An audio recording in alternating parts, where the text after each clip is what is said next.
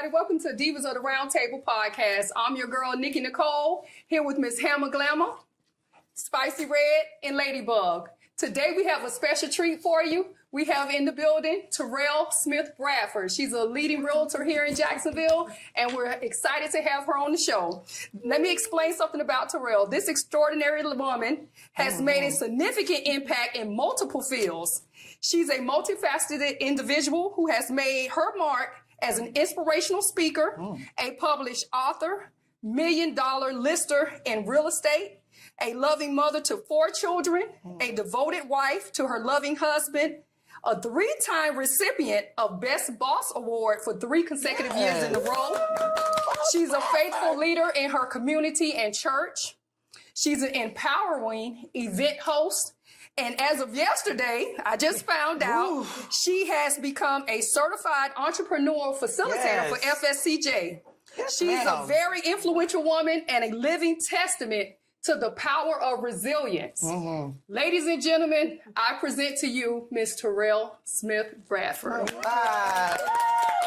So honored to be in your presence. Thank you for coming to the show. Me. All right. I'm honored. I'm definitely honored. Yes, and I just felt like having you on the show at this time in our country, man, with the way housing is going and selling and stuff like that, with everything happening, I said, you know what, we need to get a realtor on, a woman who, or a person who knows what they're doing and who can help benefit the community and our people.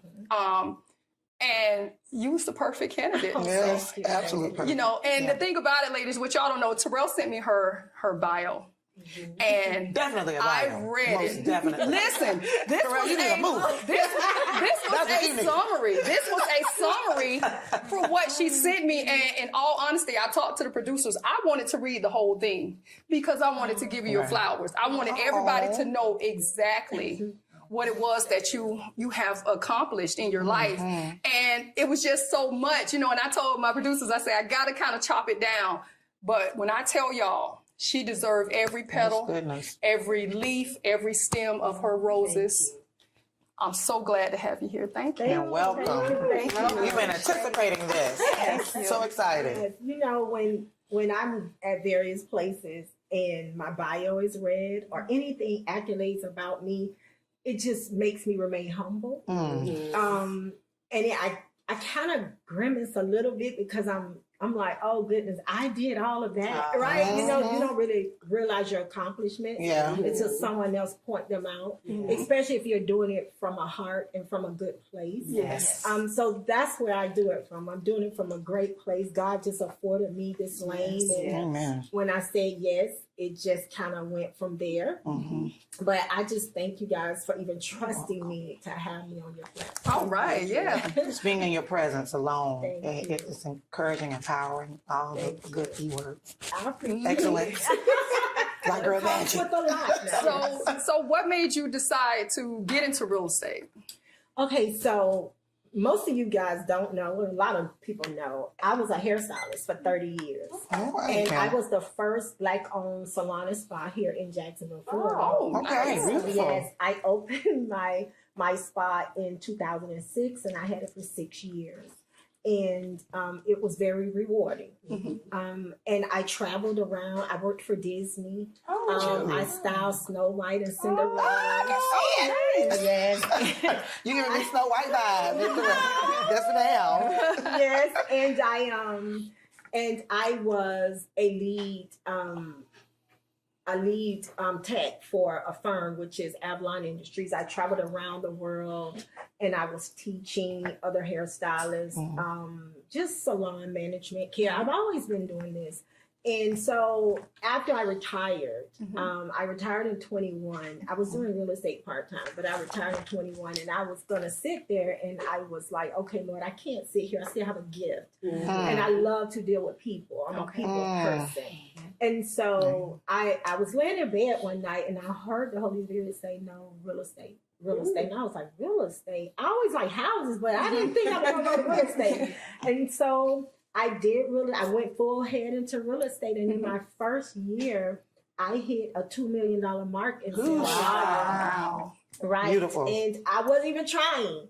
And so I was like, okay, Lord. So as I was doing it, I look at real estate as my ministry. Not all ministry is behind the pulpit. Amen. And so I use it in the workplace, and my workplace is in real estate. And it's just to help people advance, right? Yes. And I want our culture to know that home ownership is possible.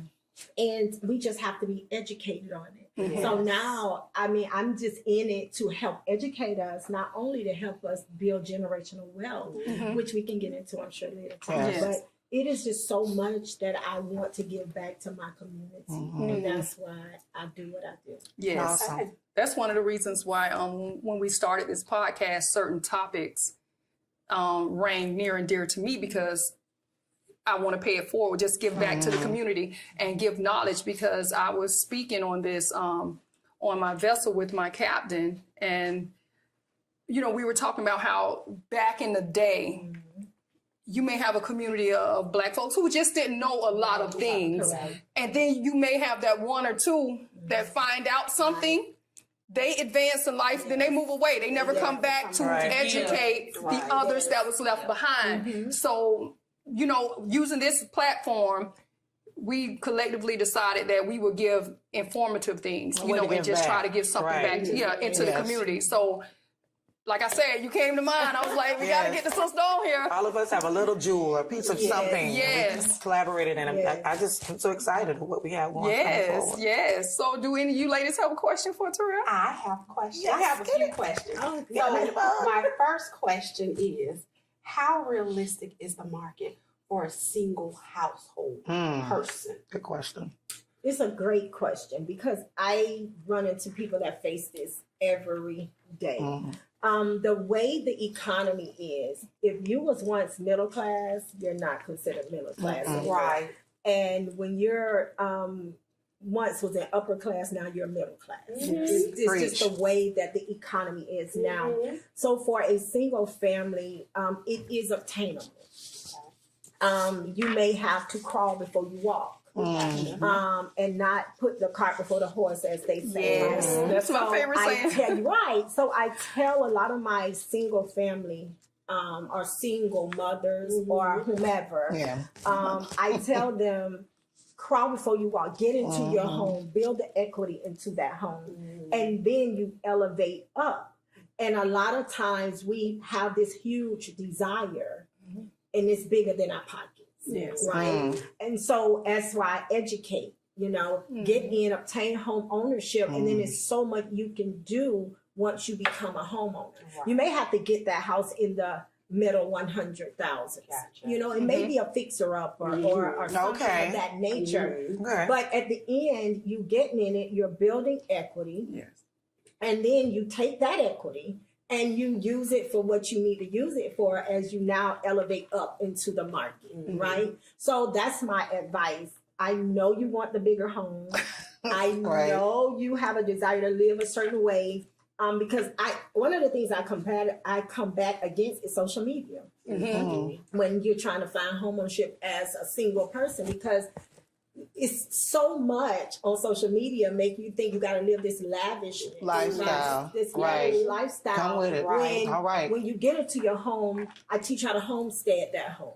Now you're lowering your tax because now you're getting a tax break on homestead. And then I'm teaching you, okay, down the line you have equity, you do a HELOC. I mean, it's so many things to do when you become home ownership. The wealthy got rich majority by what? Real estate. Yes, so exactly. That's my advice. It is obtainable, but stay within your budget. That's a good one. Spinning off from, I didn't mean to interrupt you, but go ahead. I have the next question. Go Do ahead. you foresee the market turning from seller to a buyer market in the near future? I do.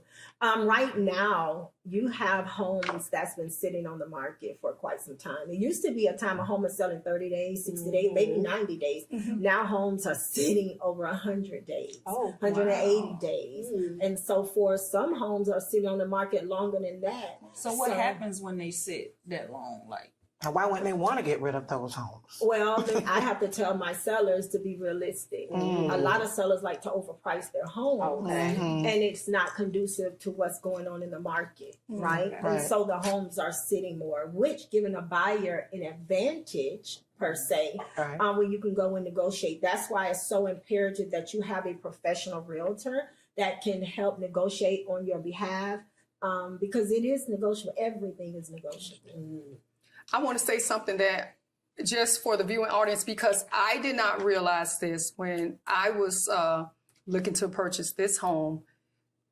It's important if they go to a new construction that when they go into that model home and sign that thing that I was here and here's my contact information, that you have your realtor represented at that time, because I went just on Saturdays or Sunday, just riding around with my cousin. We was looking at model homes, and I went in and I signed, Nicole Donald, blah, blah, blah. And then I circled back after I got a realtor, and I was like, no, I want the house in that subdivision. I love that model, blah, blah, blah. And when we came on board trying to move forward, because I had originally signed that paper, say, basically not representing a realtor, he could not represent me. I am so glad you brought that up. I am so glad. This is powerful. One of these incidents. It happened to me twice. I challenge you.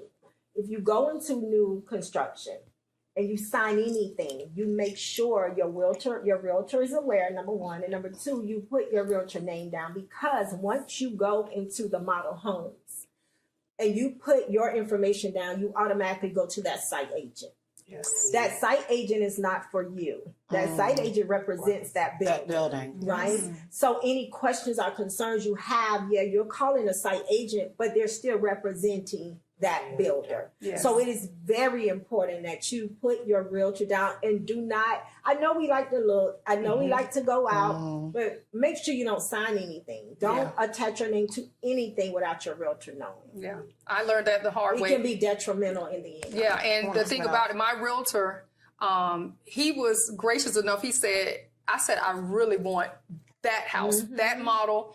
And he said, okay, we'll just, I wish you well. And I went on with Lennar and went on with the agent that I was assigned, And I was just, because me and this guy was going to different, different places. And I just fell in love with this particular model in this community. But I had already signed that. Basically, it was like a visitor's list. I thought it was just, it was just a visitor's list, and I couldn't believe it. I was at first I was mad. I said, what, y'all trying to run game, and I'm just like going off on the man. And then when I told the realtor about it, he was like, yeah, that happens. It happens quite often. Yeah, it happens often. And he bowed out gracefully. He said he wished me well and he wished me luck. And I did eventually get the house, but I was a little salty at first. Yeah, I had a young couple who I had been working with. I took them around and showed them so many homes, right? I kept calling. They said they were going to call me back. They wasn't quite ready at the time. About 4 months later, they under contract with one of the communities in the neighborhood. I'm going to call it neighbor. They in the community. Right. Their home was about $600,000. She calls me for 2 months actually prior to closing, and they had an issue. I cannot fight for that. I can't. I called the site agent. She said, but I think I did put your name down. They didn't put my name down, so I had no jurisdiction to talk to them. Yeah. They didn't have to tell me anything. And I don't know to this day what happened with them, but I do know that they got in a situation that was not in their best interest. Oh, wow. So it's a lot going on. I have a question, and I know I'm just excited being present. But I have a question spinning off of what Ladybug mentioned earlier. Age. When it comes down to buying homes. Right. Your take on being over 40, 35 even. Okay. I think that's when you're ready to purchase a home. But then you're looking at these 20, 35 year mortgages. You are. Where does that come in? You are. But I think when it's time to purchase a home, you purchase when you're ready to purchase. Age really is not a factor, right? Because you have some 19-year-olds that are homeowners while they're in college. I have a cousin that's so 21. the older, it doesn't matter. That's what you're saying. I think when you're older, your choices are wiser. right? You don't need as much when you're younger. The younger ones are looking for certain things in a home. As you get older, you're mainly looking at the neighborhoods, the prices. Will it fit into if I don't ever work again? And we have better judgment. You definitely, you're right. You're much wiser. In our veteran years, older years. Yeah. I love that. Veteran years. Let me ask you this, because this is something that we were talking about when I was looking at homes. And I know it's good to get a good house price as well as a good interest rate. Right. But I was thinking, and you can probably clear this up for me, it's better to have that really good house price because the interest rate can be negotiated down the line, whereas that house price will remain the same no matter how you play with the interest rate. Right. Is that? That is correct, because with interest rates, it could be a high interest rate now, and 6 months down the line, it's a lower interest rate. You can always refi, right? But the price is never going to change. The price is never going to change. Right. So that's the key point that you want to make to the audience? Yes. So when you're looking for a home, you want to find a home that is, first of all, going to be within your pre-approval amount, right? You don't want to overextend yourself, because you may have your mortgage, but you still have your property taxes and you still have your homeowner's insurance, and you still have your HOA and your CDD if the neighborhood has that. So it's not just a mortgage. I want to get people to understand that when you're purchasing a home, let me use the correct terminology. When you're purchasing a home, you want to make sure that home price, even if it's $250,000, it can still overextend them because of all the other things that goes along with the mortgage, right? So you want to make sure you look at the purchase price. Yes, your interest rate may not be, we're not going to have COVID interest rates. Okay. I want to put that out there. Come on now. Because everybody keeps saying, I want to wait till the interest rates drop. COVID was unprecedented. 2%, 3%. You won't see that again, right?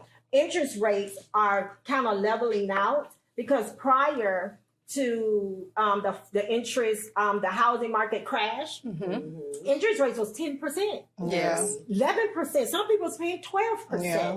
So the 5% that you can negotiate down when you're purchasing a home, because you can use points to buy down, right? So you can use points to buy down your interest rate. You can get some seller concessions, meaning the seller would pay some of your closing costs, prepaid costs, interest rate buy down, right? Okay.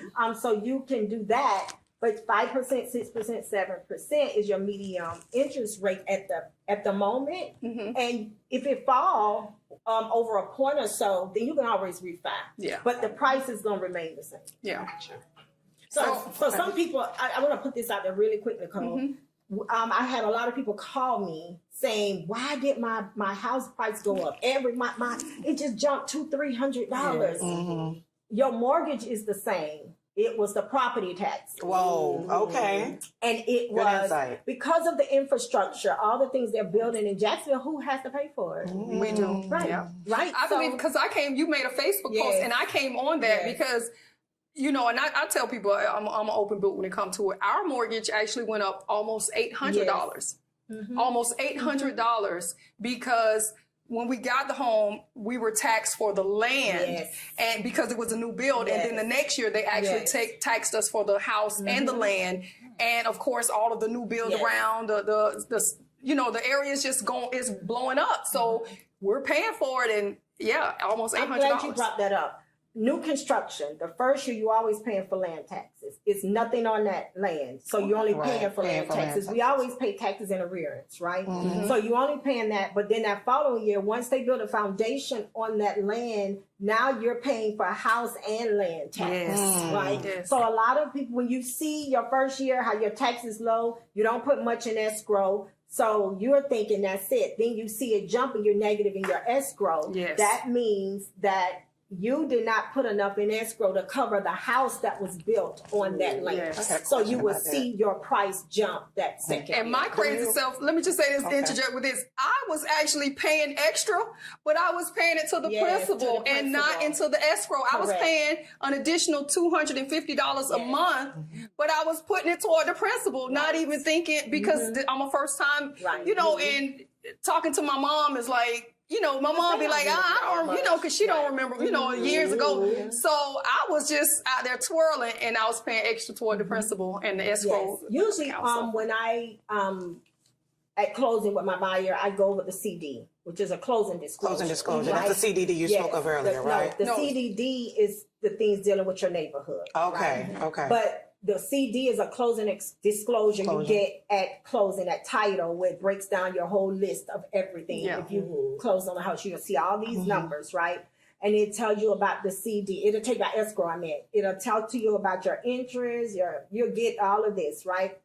And so not from your loan, why my mind just went blank? From your loan officer, right? You'll get the final paperwork, right? That shows the breakdown of your mortgage and every escrow.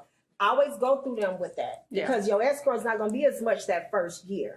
Always put extra in escrow. Escrow is just like a savings account, right? So when we say escrow something, it's like a savings account that they pay this money out of to pay all of your expenses, right? So some people don't. I know back in the day, a lot of people didn't escrow. They would just pay it at the end of the year, right? But I don't suggest that. Yeah, because you can't, the way these times, you can't afford I know, right? So you get a lien. So in a situation like that, do you suggest having someone along the line? Because when a realtor, I guess, they sell the house, I guess that's just it. Someone that advises you throughout your tenure of having this home to where you learn. That's what your loan officer does. your loan officer. But what I'm saying is, a loan officer in the beginning or throughout the entire time, maybe the first 5 or 10 years of owning a home. Well, yeah, they cut you loose out They cut you loose. So my question again was, how do you know when the right time or when it's not the right time to invest more? That's why you should build a relationship with your lender. That is what I'm asking. Yeah, that's the question I was asking. Build a rapport with your lender where you can always call and say, that is my okay, question. I have questions about this, right?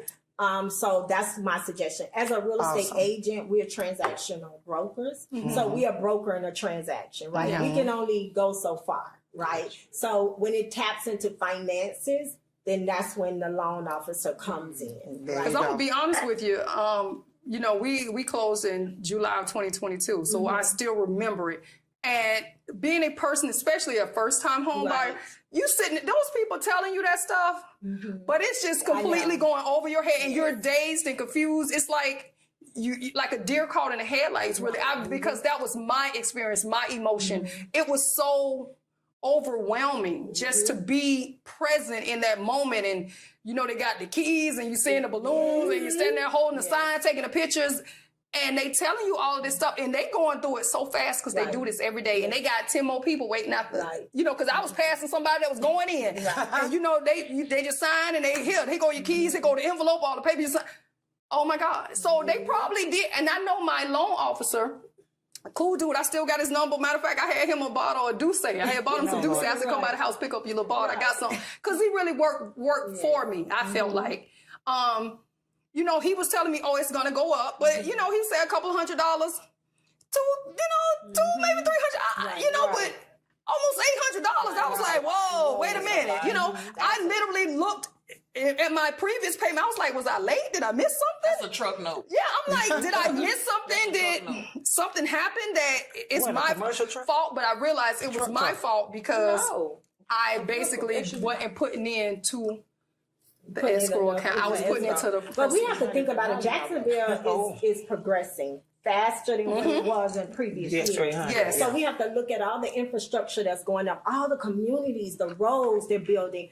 Remember, we had to vote on teachers increase. Okay, we pay our taxes, right? Okay. So we have to be aware of the things that's presented to us. Yeah, we may want things to happen, but know that we're paying for it, right?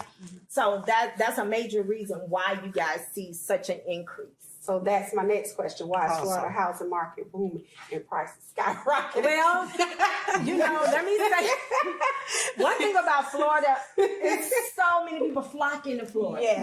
They're driving the prices up. Investors buying all the homes and neighborhoods.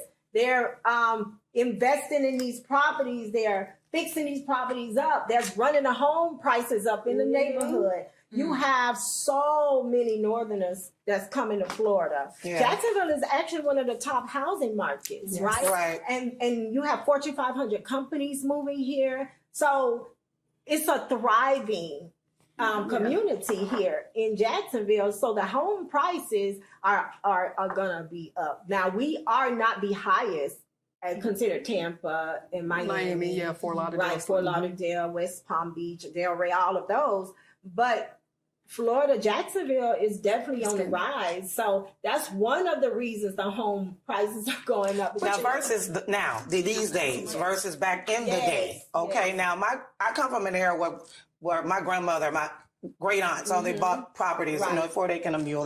They worked so hard back in those days to really get what they wanted, dream homes. I remember my grandmother moving to Sherwood back in the 60s, of course, maybe the house, maybe $45,000, $50,000 back then. Okay, I didn't mean to go low, but I was trying not to say it out loud. But to be honest with you, I saw my grandmother work so hard for years to maintain and keep this home. And her and my grandfather divorced, and he passed away. He didn't have the proper burial insurance. My grandmother took out a second mortgage. At the time she took out the second mortgage, she was already in her 70s or close to being in her 70s. I don't want me to get emotional, but eventually the property was lost in the sauce because it was something she did not sign in order to keep this property within the family. And I'm not sure what it was. Maybe you can help me find out, or you can tell me what that was. She didn't sign in her older age. To where, was it because of her age to why she wasn't able to keep that within us? Or the sad part, but the part of reality is most of our parents and parents' just didn't know. They didn't know. But then when I think about it, I'm like, she did it too. She won't let my granddaddy not go out in style, you know what I'm saying? Money in her pocket at the same time. But I just watched that just diminish. I mean, if you go back to Sherwood, Harborview, I grew up in Harborview, Sherwood, right? So you go back into a lot of our communities, and a lot of the homes, our parents worked so hard to purchase those homes, right? And so if you look at it, once they passed away, then most of the time the property was aired down to a next relative. That's your expectation, right? The children had they really never really had a passion or interest to keep those homes, right? No. So most of the time they let them go, or like your mother, or grandmother, right?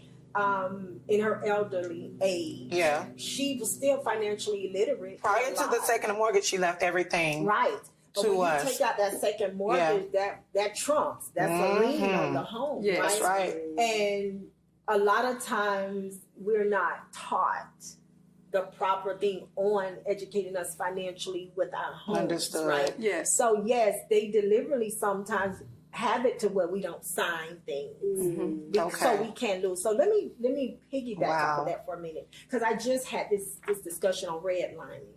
I don't know if you all are familiar with redlining. No. Redlining started in 1934. Okay. And it was where FHA banks would not approve blacks on home loans and insurance if they lived in certain zip codes and certain areas, right? Let me use our Moncrief, Edgewood, Myrtle Avenue.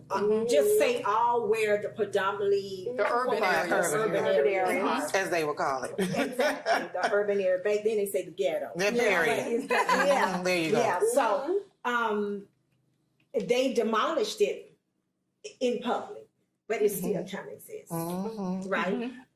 So redlining is still prevalent. Yes. Because you still have banks denying loans in certain areas with certain demographics, right? And that is why you have a lot of banks now that's coming out, which is a bank now, I'm not going to call them on your podcast, but they came out with this program because if you looked on the news, they was not approving money for blacks. So I had a issue with trying to find insurance, and I was trying to get homeowners insurance, and I was calling certain agencies or certain companies, and they were like, well, no, we don't insure that state. It was just certain wow. places wouldn't even insure At the all. state of Florida. I was like, wait a minute, the whole state you don't insure, or if they insure, well, how far you have to stay 2.5 miles from the beach. Yeah. What is the closest and nearest body of water? When did that body of water flood? I mean, they were taking me Wow. through the ringer. They would pull up your house. These are the windows on your house. I was like, what? Just How for do you know? insurance? Oh, they pull, as soon as you give them the address, they look at your house. They Right. pull up everything about your house. And there was so many people. No, we don't insure the state of Florida. No, we don't insure the state of Florida. I was That's like, even with car insurance. yeah. Yeah. You move to a certain zip code, your car Yes. insurance go up. Florida's just Yes. Your through the I roof. gotta ask you ridiculous. something too about the underwriting experience. What is the percentage of deals that has fallen through for you? Okay, a rough estimate during the underwriting phase, because I be wanting to choke them. You know, the underwriting thing, you think everything is good, you're pre-approved, everything looks good for the lender, then they Yeah. send it to this person that has never met you, just looking at a few documents. And for my case, it was very challenging because being a merchant seaman, there is no light duty. So if I'm out, I'm out. And I had been out for spinal surgery in the front 2 years that they were asking. I think it was 3 years they was asking for. Well, one of those years I had been out and had 2 spinal surgeries. So my pay was in the dumps. Right. I came back to work, worked. And then they were trying to say, well, because I started the process in November, so now we flipped into a new year. So they were trying to say, well, we could get that other year, Yeah. but that year I had stomach surgery, Right. but they could look at the years previous, Right. the year when I was good, and my income was up there, but because of those surgeries, I had to get LOEs and Yes. all type of stuff. And I Yeah. had things from the doctor, and I'm telling them, I'm like, look, I'm like $1 million now. This is the best I've felt in my life, you know.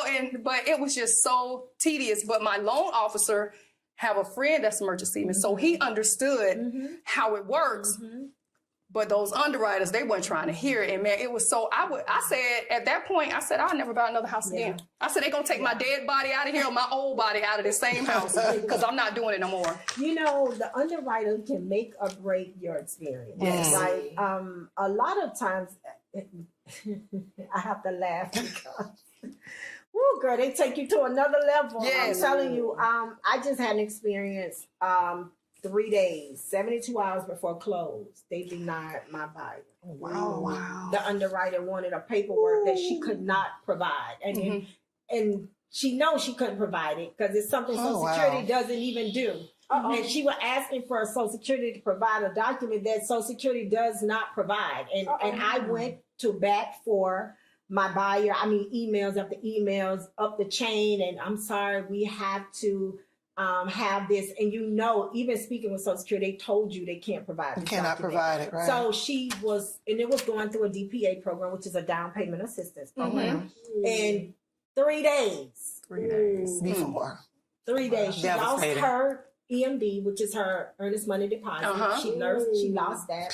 She lost almost $3,000. Oh my. So And is there single woman. Is there any specific like guidelines that underwriters have to, or is it just a free fall for whatever rules that particular company come up with? That's what they, or is it It's different. governmental companies. guidelines? No, government because remember they was giving everybody a loan causing a housing crash. Yes. Yeah. They made a stricter guidelines now to loan money. Wow. And so they go by this guideline that they have to have all of these things checked off of FHA. And if it's not, then they won't approve. Now you do have some that will accept a document in place of something else. Okay. But some underwriters are just I guess if they're having a bad day, they want you to have one out. As So, well. yeah. So yeah, it's the Wake up, let me let them have a bad day. That's what I'm going to do. So let me ask you this, because this is a thing that my own theory, but I guess you kind of hit on it a little bit earlier. Is there such thing as being house poor? Because I feel like if you're investing, even if you eating ramen noodles, but you paying that mortgage, you're building equity, you're building some kind of money or something that you can possibly cash out later, you know, and so my idea, I don't think it's a such thing as being house poor. You know, it's a mindset. I'm gonna go back to that, and that's why I decided to facilitate this entrepreneur mindset class, because it's a mindset. A lot of us, our mindset is riches and wealth comes from material things, right? All right. And what it comes from is your investment that's going to keep increasing, which is your home. Yes. Right? So you have people that don't want to loosen a lifestyle to sacrifice, because that's what it is. It's a sacrifice. They don't want to sacrifice to pay a mortgage. They don't want to be uncomfortable for maybe a year, right? Okay. But what they don't understand is that money is going to work for you in the end. In the end. And that's right. That's right. It's either you pay on the front end or the back end. Right. It's one of the two. Right. So when you're getting into a home, it's an investment, number one. And it's a sacrifice, right? Delayed gratification. Yes. Right? You may not have it furnished like you want it, but guess what? It's your home. Exactly. Yeah. Your home, which is in your investment. Take is those gonna rooms work bit for by you bit. In the end, right? Yes, right. yes. It's going to work for you. So no, I don't say house poor. The only thing I say is don't get in over your head. When you know that you have other expenses or things of that nature, don't try to get a home to impress other people. You know, you get a home that's suitable for you and maybe your kids or whatever. You can leave that, you know, to your children pass it down. Right. But we try to get into something we know down the line we cannot afford. Okay. That's a no. Yeah. I just got to make sure I don't care who I'm with. Right. I got to make sure I can take care of every bill in here by myself, with someone or without someone. Without someone. I can take care That's of right. every bill. I've in been this doing that house. for all of my Right. time. And if I have somebody in my life, I still got to make sure I can take care That's right. of every single Yes. bill by But you have myself. people in these huge homes with no furniture. Yeah. You have people in I'm these telling huge you. homes that Hello. say- Hello. You have Y'all wait. Vibrations off the wall. Okay, so let me ask you this one last question. What advice would you give to a young person thinking to buy a home in the next 2 to 3 years? What advice would you give them? Build your credit All right. and save your money. Awesome. And quit listening to naysayers. Yes. Those are my top 3. Make sure your credit at least a 640.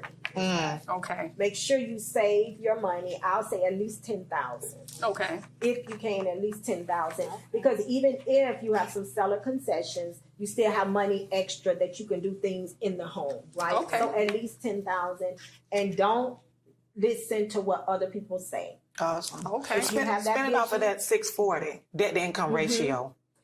at least 30%. Okay. That's what. Awesome. At least 30% of your Okay. debt. Try to pay off all your credit cards. And if you are in the process of purchasing a home, do not go buy anything, run up your credit, charge anything, open credit, close credit. Do not do anything unless your loan officer tells you to do it, because that will hurt you in the end.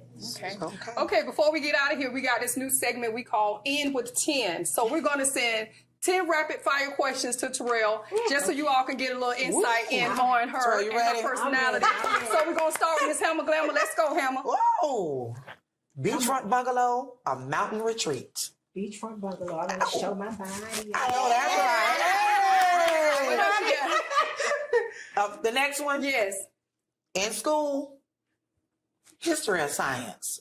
Science. I know that's right. And What why? you I want to know why. Bonus question. Science, because I'm creative. I know that's right. What you got, Spicy? New edition of Boys to Men. Ooh. That's a tough one. No, baby, because Ronnie DeVoe was my husband. I'll say new edition. What else you got? Okay, on the beach, one piece of bikini. Oh no, honey, bikini. I don't care about the body look crazy. I know that's right. Okay, downtown penthouse or country cottage? Downtown, because I love action. Okay. Yes. Okay, you got a free Saturday. Would you spend it at a day spa or a fishing trip? Day spa. Okay. Girl, you don't want to be out of sausages and oysters and Now, here we go. If it was one holiday you could have twice a year, Thanksgiving or Christmas? You know, Thanksgiving, because I'm Yes. Okay, sounds good. What you got, Lady All right. You and hubby home watching a game. Is it football or basketball? football. All right. All right. Vacation time. We're going to Paris or Dubai. Oh, honey, let me go to Paris. Oh, Right. Quality, guilty pleasure destination. New York Fashion Week or Essence Festival. Honey, I've been at New York Fashion Week. I know that's right. All right. All right. So there you have it. Those are Terrell's in with 10. I appreciate y'all for tuning in with us. Before we go, Hammer Glamour, go on the plug where you're going to be at all on right. Thursdays. The glamorous one, Miss Glamour Time Entertainment. Each and every Thursday, I host what we call cocktails, kickback, and karaoke. Some of y'all come and sing along, but karaoke is karaoke, right? 311 East Bay Street, Live Bar. See you there. All right, so there you have it. Thank y'all for tuning in to Divas of the Round Table. Miss Hammer Glamour, Spicy Red Ladybug. I'm Nikki Nicole, and this is our fabulous guest today, Terrelle Smith-Bradford. Yes. Thank y'all for tuning in. See you next time.